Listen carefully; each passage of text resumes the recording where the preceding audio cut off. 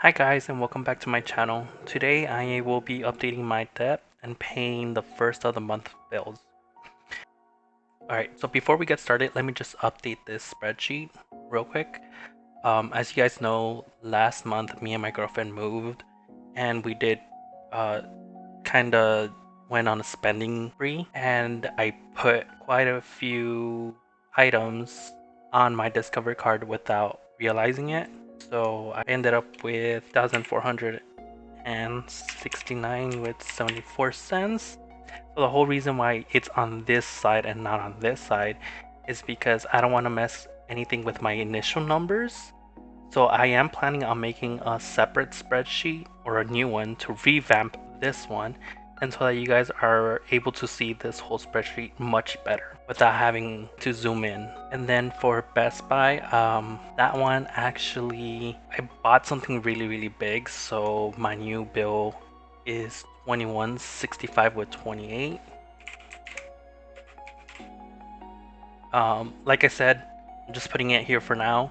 I will be revamping this whole spreadsheet, so stay tuned for that. So let's go ahead and get started paying our bills. So to start off with, currently I have 1,218 with 74 cents. The way this spreadsheet works is that I get to plan out how much I want to pay. For every bill that I have, I'll just be subtracting it, and then over here to the right it lets me know how much I have left to spend. This column right here shows me how much I've actually spent, and this one will show me how much I pay off. For specific bills, it doesn't include necessities like the Wi-Fi, electricity, rent, gas, or any expenses I might have on every bill, because I don't necessarily pay the minimum payment. So for example, this month you pay $100 for Wells Fargo, $100 for PayPal, another $100 for Discover, $100 for Best Buy. Alliant and US Bank are usually in the middle of the month, so I don't pay that until my next paycheck. My Amazon is officially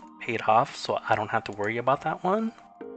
And then Nelnet, I really do want to get to start paying Nelnet, but because it is COVID, I don't have a minimum payment due for it until November. So I think I'm just gonna hold off on it and do the snowball method and pay smaller bills now and worry about Nelnet later. 7th. Okay, so Wi-Fi, I don't have to pay Wi-Fi. My girlfriend pays the Wi-Fi.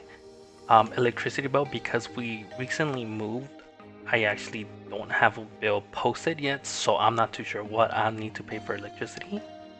Rent, because we recently moved, we're actually on a special promo where we don't fully pay our rent. We actually have half off this month, so my girlfriend's actually gonna cover that, so I get a little bit more breathing room with my bills for this month.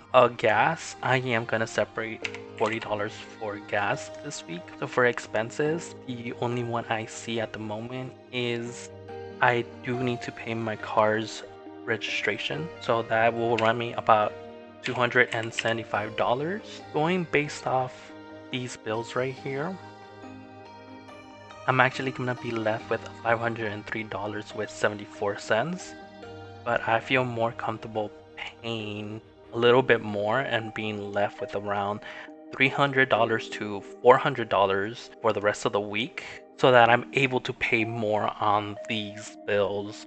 For example, I have for Wells Fargo's, I am down to $400. PayPal, I'm down to $290. So maybe for PayPal, I could actually pay $150, and Wells Fargo also $150. And just based off that math, Wells Fargo's I would only owe $250 to Wells Fargo and $140 to PayPal.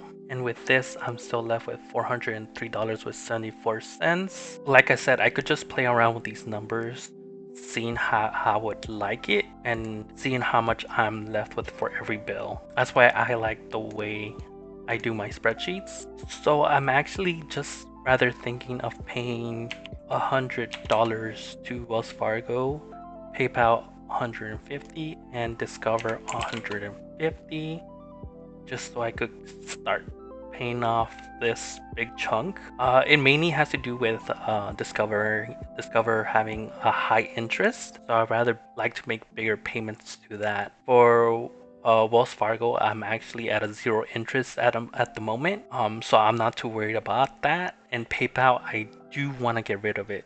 So that's kind of like my thought process on this. So with $403.74 left, I think I should be fine up until the 6th when I get paid again. So I think I will go ahead and do this. All right, to just start this off, I'm just gonna go ahead and pay Wells Fargo. We're just gonna make a payment of $100. Submit that, and then make payment. So, whoops, $100 to PayPal, and let me just update this real quick. Or Wells Fargo's I paid 100. PayPal is next. So I forgot that with PayPal's interest, this one also went up, so it's at 324 with 76 cents. So with PayPal, I'm gonna make a payment of 150.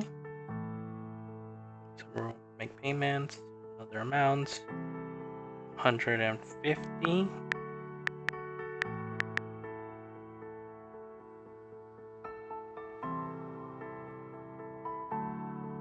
And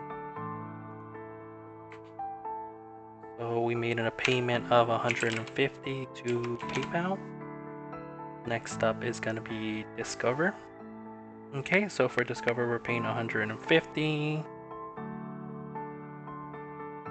we go, so minus 150. Next is Best Buy. Okay, so for Best Buy, I will be paying $100 to it. And we're gonna authorize that. And we have made a payment of $100 to Best Buy. And we're left with 718 with 78. That is because I haven't added these, so just add minus 40 and minus 275 for my card tags, and that'll leave me with 403 with 74 cents. I would have been paid off $500 for this week, and I spent a total of $815.